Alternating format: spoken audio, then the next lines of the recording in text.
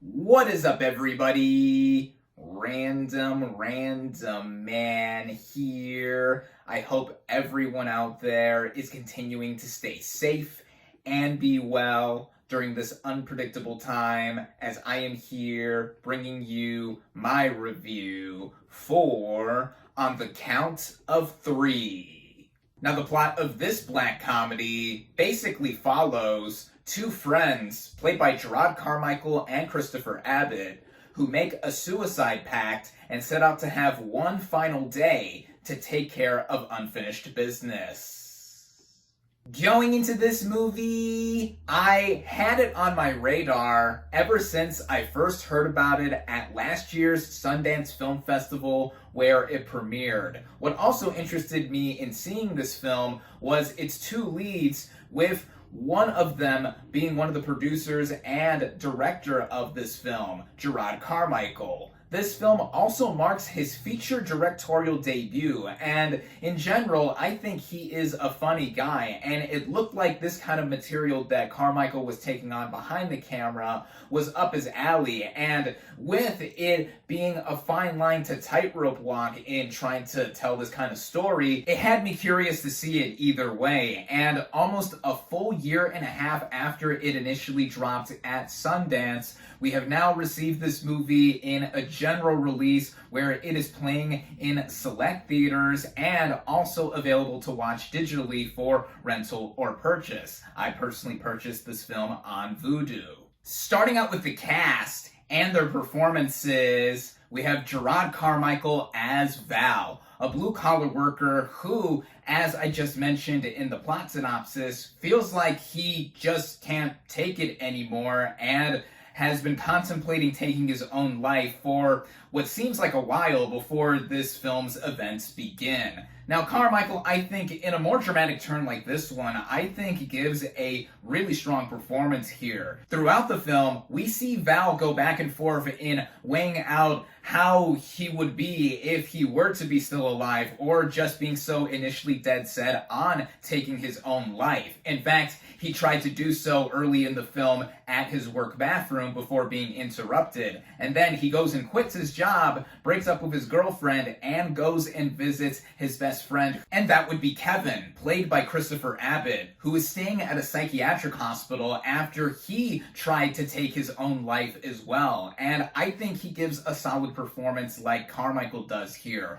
And I think he stands out a bit more too because his character has more to literally think about. He has been suffering longer with his own thoughts compared to Val, and therefore is more unstable in what he thinks in an early scene where he is talking to one of the professionals there, and that he cannot escape himself, and then he actually ends up escaping from this psychiatric hospital with the help of Val, and then we get into the main pact. Both of these guys decide to end up shooting each other in the face behind a strip club, and that is how the movie begins initially, before circling back a bit and then forward to them eventually deciding to take the whole day to think about what they're going to do with their last day on Earth. And the chemistry between these two, I think, is impeccable. I believe that these two are best friends, and both of them playing off of each other in being either indecisive about what to do or just trying to talk each other out of certain things. It makes this film feel more grounded and realistic in a lot of ways, given how this movie has such a sensitive subject matter, and it does not teeter around what the movie is about at its core. And this brings me into the writing of this film, which is done by Ari Ketcher and Ryan Welsh. Both of them actually received a screenwriting award at last year's Sundance Film Festival for their contributions here. And I think that with this movie's core, it's carefully constructed into how it's trying to portray these two guys wanting to take each other's lives. At least that was the plan initially, before they decide to take the whole day to tighten up some loose ends, before culminating in murdering the former child psychiatrist of Kevin's, played by Henry Winkler. which brings me into some of the supporting cast here in mentioning some of the people that these characters meet before they decide to off themselves. Again, Winkler plays the former child psychiatrist to Kevin, who only has a couple scenes here, but he gives off a menace that at least we are supposed to be seeing through Kevin's point of view in looking back as to what he did to him. Others include Tiffany Haddish as Val's ex-girlfriend, JB Smoove as Val's dad, and Lavelle Crawford as the boy's former boss. And while each of them have limited screen time, I thought that all of them were used well here, and they contribute a bit more to the backstory of our main players as to what their lives were like before this supposed last day that they're gonna have together. And like I've said, this movie does not beat around the bush as to what it is about at its core. This is a movie about these two guys trying to off themselves, with them also getting into some situations they didn't initially plan on getting into with this day, and that goes into how I think this is a farcically funny movie despite it being a dark dramedy, with Carmichael behind the camera as a first-time feature film director doing a very assured job in not only himself being funny with Abbott, but also just having some of the moments here really coming off in such a morose way that sometimes you cannot help but laugh at it, or there are some genuine moments of dialogue exchanged comedy that are legit funny. It's that coupled with the proficient performances here that make this movie work as it does in totally shifting back and forth and balancing out what it is trying to do. You can tell that this movie was made on a smaller budget, which shows in the nighttime sequences with how the camera looks, in it being a little bit more dreary looking and reflecting on the feeling that these main characters have across it, and also some of the music choices which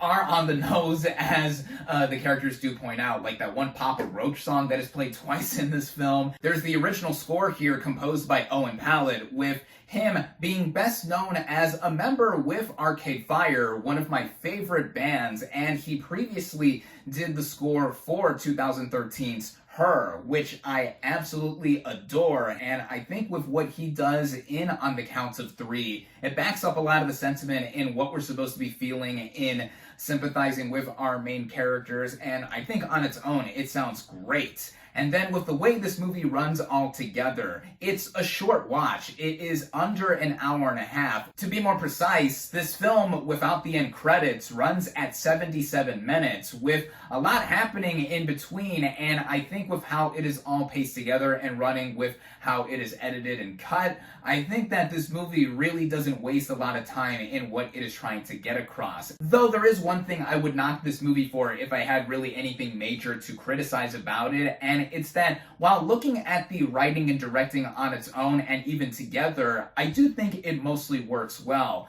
I do feel that we could have had some more intricacies either hinted in with the main characters here. There are choices here with the overall narrative, though, that I do think were done on purpose in it being so slim and it not trying to take away from the overall message and what it is trying to be told with this story. Because despite this movie being centered around suicide, with how it does end, it is life-affirming in many ways, with the final shot of the movie running for about a couple minutes or so in it lingering on, which I think gives this movie a further edge on top of what it is doing as a story, because one can interpret it as that, or just look at it all together and be like, this is a reality for many, many people, which is why it cannot be emphasized enough that there are resources available to those that feel like they are in a time of crisis. In the beginning of this video, I put up the number for the National Suicide Prevention Hotline here in the US, as it's good to know that it's there.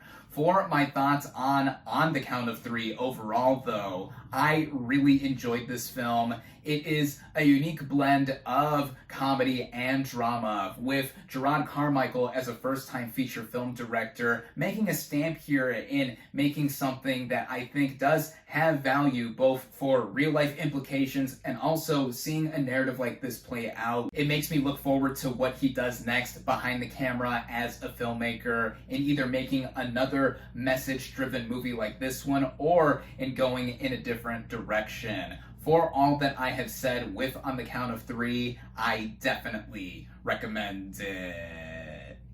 My final verdict for On the Count of Three is 4 out of 5 stars.